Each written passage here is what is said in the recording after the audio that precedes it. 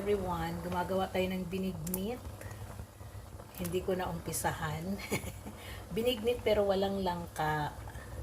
Ano lang siya, malagkit, white na malagkit, tapos cassava, tapos corn, kamote, and saba.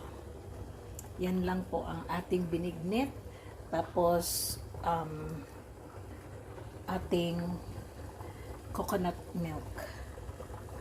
Lagay na natin ang ating saba. Kasi hilaw siya na saba. Kaya medyo matagal ang pagluluto niya. Okay. Ayan, ang ating binignit.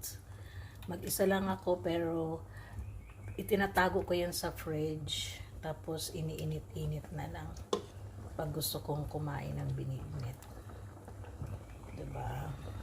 Ayan. So, syempre, ang binignit ay hindi masarap kung walang sugar at walang asin to balance the taste. Okay? Yun, kumukulo. Dinagdagan ko siya ng water kasi yung malagkit niya ay parang nag-stick na siya talaga. Diba? Parang hindi pa luto yung mga sangkap. Parang mali yata yung proseso. Pero sige lang. Okay?